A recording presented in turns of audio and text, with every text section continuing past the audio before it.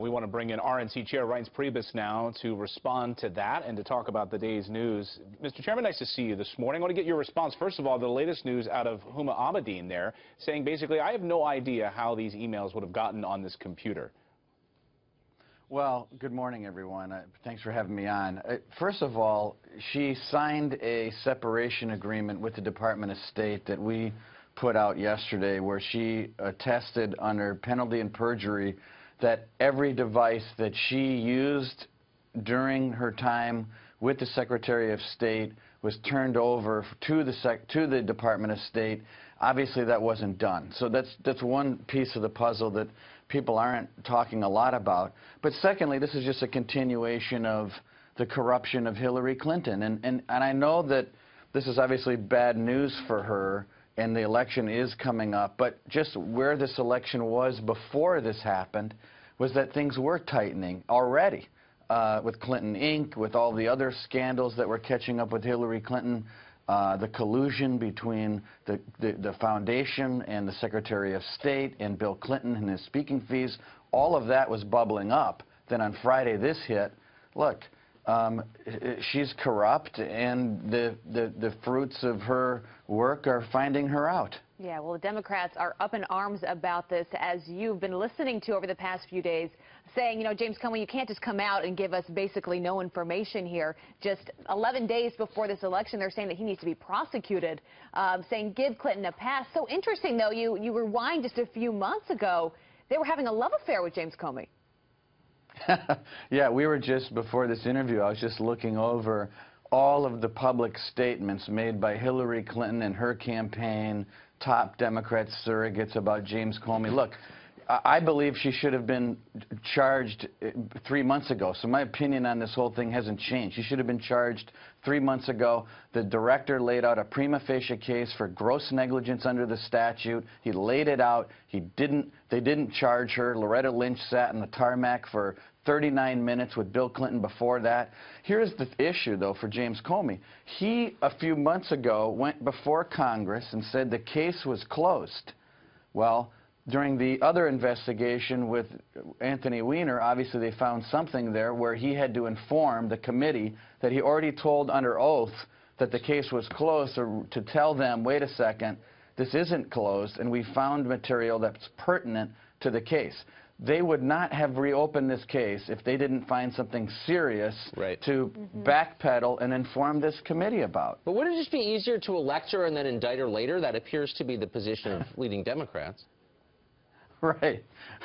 Maybe that's what they think. But, you know, under the statute, and I understand that constitutional lawyers argue about this, but just if you just look at the language of the statute, I don't know if you've looked at it, but it actually says that if you violated this statute, either intentionally or through gross negligence, one of the penalties is you're not eligible to hold public office. That's what the statute says. Now, you can argue the Constitution can't, you know, we can't lay different burdens on, but the actual statute says if you give away state secrets and you act recklessly or through gross negligence, you cannot even hold federal office.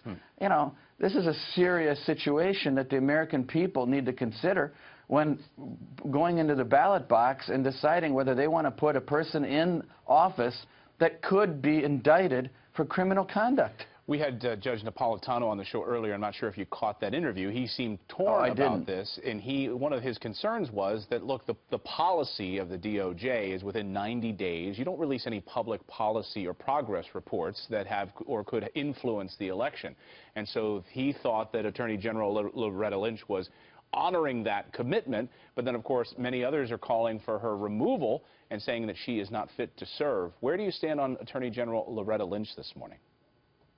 Well, I think she compromised herself when she sat on that airplane with Bill Clinton for 39 minutes. I mean, she could either recuse herself, she could put someone else in charge of handling the decisions on this particular project. Look, she's been in and out of this thing inappropriately the entire time. But I think it all comes back to Hillary Clinton. It comes back to her corrupt behavior. It comes back to everything her touching as Secretary of State had turned to mud, whether it was Russia, Syria, Iraq, Benghazi, her emails. I mean, everything about it. I don't even understand how a person like General Cartwright and General Petraeus Their careers are over. Their reputations have been permanently soiled.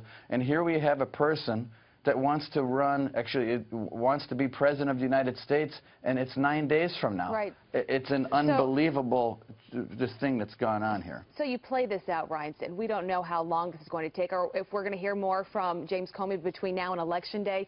But let's say Hillary Clinton does win this thing, and this continues to go on, this investigation, and Donald Trump says, you know what, I'm not going to step away until this is resolved, until we know the results. Are you going to stand by the nominee? Are you going to stand by Trump in that decision?